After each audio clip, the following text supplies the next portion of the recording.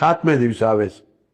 એની જે પ્રોસેસ જ એવી છે કે ગામડેથી દૂધ જાય ચિલર પ્લાન્ટમાં, ચિલિંગ પ્લાન્ટમાં જાય, ચિલિંગ પ્લાન્ટમાંથી મોટા ટેન્કર ભરાય, પછી જાય અમૂલમાં કે માઈ ડેરીમાં, ત્યાં પછી એમાં બધી પ્રોસેસ થાય અને એમાં 22 જાતના કેમિકલ પડે.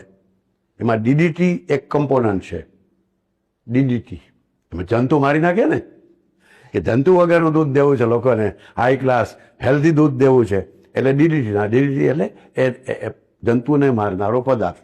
એમાં ડિટર્જન્ટ પડે, સફેદ જોઈએ, દૂધ કી સફેદી ફલાણા સે આએ, એ અંદર હોય, નાખવું જ પડે તો જ એક સરખું થાય. ટોન્ડ કરવું છે એટલે એમાં બીજું કેમિકલ નાખવું તો એક સરખું. નહીં તો આપણો દૂધવાળો આવે તો એ કોક દી પતલું હોય, કોક દી જાડું હોય, કોક દી પીળું હોય, કોક દી તો એ એક સરખું આવે ડેરીનું, ને તમને ખુશ કરી દે કે અમારું દૂધ તમને એક સરખું આવશે. પણ એક સરખું કરવા માટે એને ઇમલ્સિફિકેશન કરવું પડે. ઇમલ્સિફિકેશનમાં ખાસ કેમિકલ નાખવું પડે તો એ એક સરખું આવે, એક સરખો કલર, એક સરખી કન્સિસ્ટન્સી, એક સરખી ઘનતા, એ બધું આવે.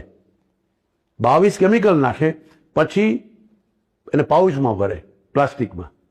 એ પાઉચમાં ભરાય, પછી જાય બારે અને તમારા ઘર સુધી પહોંચે. પાછું ધોળકા થઈને, આમ બગોદરા થઈ, લીંબડી, ચોટીલા થઈને પહોંચે. એ 7મે દિવસે આવે.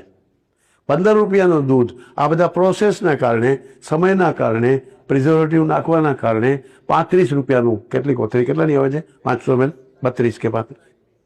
તો એ એકચ્યુઅલી 15 રૂપિયાની કિંમત છે. જો તમારા ઘર પાસે હોય એમાં એનાથી જેટલી કિંમત છે એનાથી વધારે પ્રોસેસમાં ખર્ચો થાય, અને પાછું તમને 7મે દિવસે મળે, અને બગડે નહીં એટલે પ્રિઝર્વેટિવ નાખવું પડે, સોડિયમ બેન્ઝોઇક. તો 22 કેમિકલ તમે નાખવાના. તમારે શું કામ નાખવાના? તેલની વાત તો ખરી જ તમને. હું અડધા તો એ જ બધા કેમિકલ તેલમાં પડે છે. આ તો દૂધ એકદમ ઘરે આવતી રોજની વસ્તુમાં પણ